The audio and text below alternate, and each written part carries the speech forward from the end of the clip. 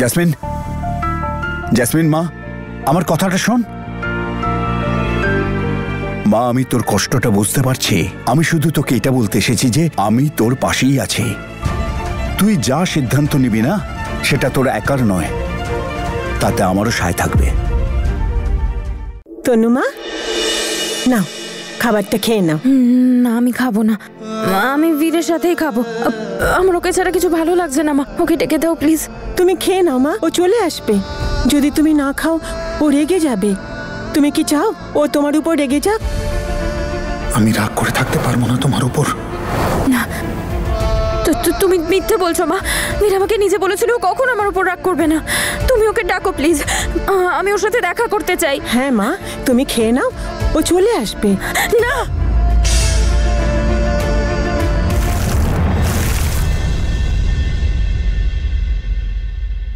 তো তনু, আরে দাদা, আপনার তো হাত পুড়ে গেল। মন কোথায় আপনার? বীর, মনটা কোথায় থাকে তোমার? বরফ নিয়ে আসবো?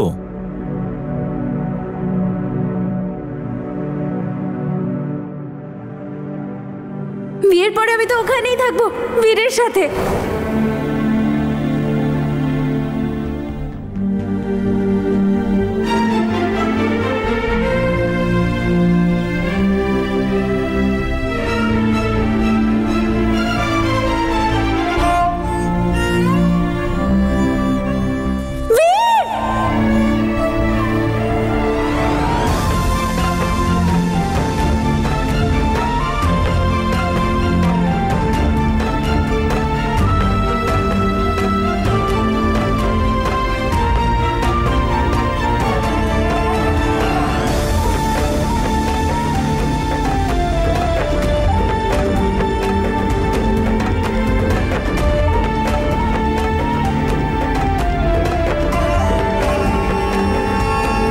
এই ধনী লোকগুলো না অদ্ভুত হয়। যখন ইচ্ছে হয় এই সমস্ত অবলা জীবগুলোকে বাড়িতে নিয়ে আসে, তারপর ভালো করে দেখাশোনা করতে পারে না, রাস্তায় ছেড়ে দিয়ে চলে যায়। এদের হৃদয় বলে কোনো জিনিস নেই, সবটাই পাথর। আমি তো প্রথমেই আপনাকে বলেছিলাম যে আপনি সামলাতে পারবেন না। আপনি তো চেষ্টা করেছেন, ওকে এখন এখানে থাকতে দিন।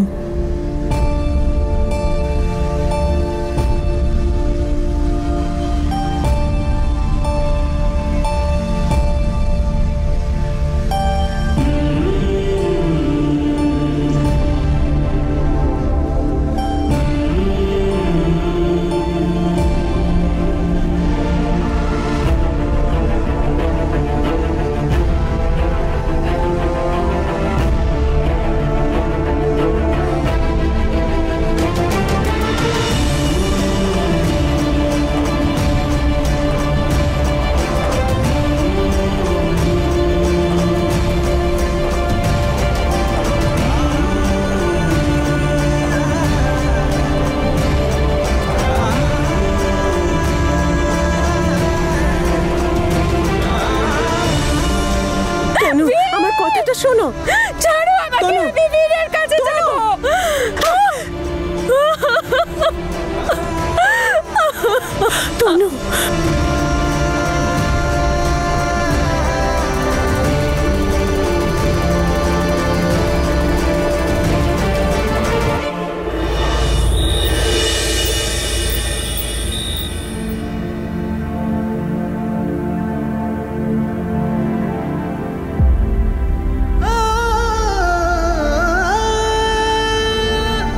তনু, বৌদি ঠিক ছিল তো?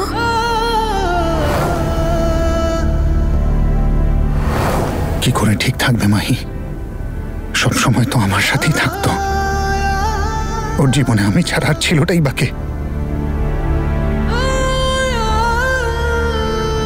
আর এইভাবে আমি ওকে ওখানে না কিছু বলে, না কিছু জানিয়ে অচেনাদের মাঝখানে ছেড়ে চলে এলাম। আরে হয়তো এখন কাঁদছে, চিৎকার করছে, চেঁচাচ্ছে, থালা বাজাচ্ছে হয়তো। বীর, বীর, বীর, আমার বীরকে ডাকো।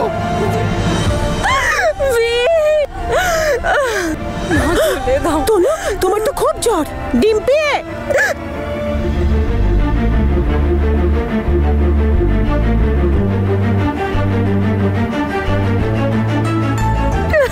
খাবো না ওষুধ, আমি বীরের কাছে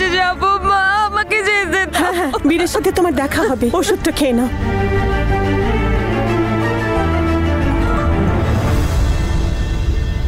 খেয়ে নিয়েছি। চলো এইবার একটু শুয়ে নেবে। কিন্তু তুমি তো বলেছিলে যে বীর আসবে, ওষুধ খেয়ে নিলে। মা একবার ওকে ফোন করে দাও। ওকে বলো জোর তো ওকে ডাকছে, একবার ডাকো। আমি এরপর আর কখনো বলবো না, প্রমিস। ঠিক আছে, আমি তোমাকে সকালে কথা বলিয়ে দেবো সাথে। এখন বিশ্রাম করো, সকালে সত্যি তোমার সাথে কথা বলিয়ে দেবো। তনু চলো একটা গল্প বলছি আমি। একটা না অনেক বড় জঙ্গল ছিল।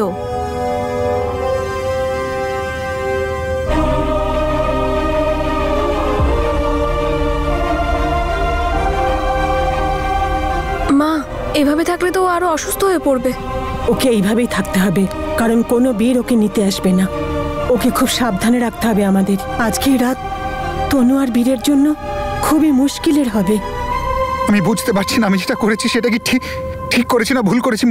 মা খুব টেনশন হচ্ছে আমার। মা ধৈর্য ধর বাবা, ধৈর্য ধর। আমাদের কাছে তো আর অন্য রাস্তাও ছিল না বল। ওর বাবা মাও তো ওকে সামলাতে পারছেন না, সেই জন্য তো ওনারা এত বড় কাজটা করলেন। আমি সামলে নিতাম তো মা, অতটা মুশকিলও ছিল না। আমি সামলে নিতাম ওকে, আমি সামলে নিতাম। কতদিন আর কি অধিকারে?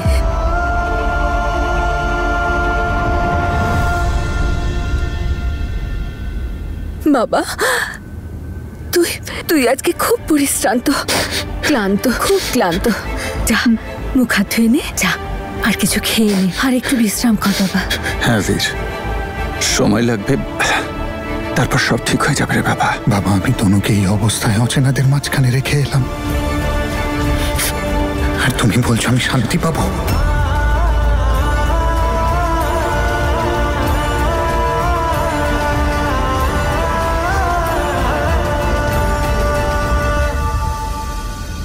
এই খাবার আজ আমার গলা দিয়ে নামবে না গো, নিয়ে যাও তুমি। জানি না আমার তনু আজকে কিছু খেয়েছে কিনা, কি করে থাকবে ও বীরকে ছাড়া। আমরা কত দায়িত্ব জ্ঞানহীন বাবা মা, একজনকে দূরে সরিয়ে দিলাম আর আরেকজন নিজেই নিজের সংসার সাজাতে চায়। এরকমটা বলো না গো, এসব তো ভাগ্যের খেলা গো। আমার অন্তরাত্মা কাঁদছে গো, বুক ফেটে যাচ্ছে। বুকটা তো আমারও ফেটে যাচ্ছে। ও তো বীরকে ছাড়া ঘুমোতেও পারে না, আর এখন তো ওর মাও নেই ওর সঙ্গে যে গান গেয়ে ঘুম পাড়াবে।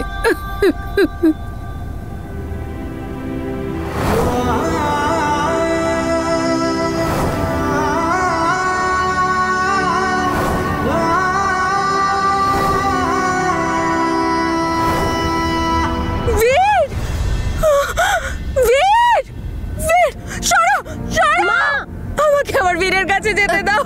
কি হয়েছে মা? আমাকে যেতে দাও, আমাকে আমার বীরের কাছে যেতে দাও। না না না মা, কোনো বীর আসবে না, শুনেছো? কোনো বীর আসবে না তোমাকে নিতে। তোমাকে ছেড়ে চলে গেছি। হ্যাঁ তনু, তোমাকে এখানে রেখে গেছি ঠিক হওয়ার জন্যে। না না না না না না না না, মিথ্যে মিথ্যে মিথ্যে, সব মিথ্যে মিথ্যে বলছো বাজে তুমি। বীর ভালো, ও আমাকে কখনো মিথ্যে বলে না, ও আমাকে ছেড়ে যাবে না। মা একবার ফোন করো না ওকে, একবার ফোন করে কথা বলিয়ে দাও, ও আসবে। হ্যাঁ মা, ও আসবে, কিন্তু এখন তো তুমি তোমার খেয়াল রাখবে। বীর রাখবে আমার খেয়াল, বীর রাখবে আমার খেয়াল, ডেকে দাও ওকে। আমি জানি বীর আমার উপর রেগে গেছে, আমি ওর কথা শুনতাম না তো সেই জন্য, কিন্তু আর হবে না। আমি আর কখনো এরকম করবো না। ও যা বলবে আমি একদম তাই করবো। কখনো বাইরে যাবো না, না বলে একা একা খাবো, একা ঘুমাবো, আর চুলও নিজেই বাঁধবো, শুধু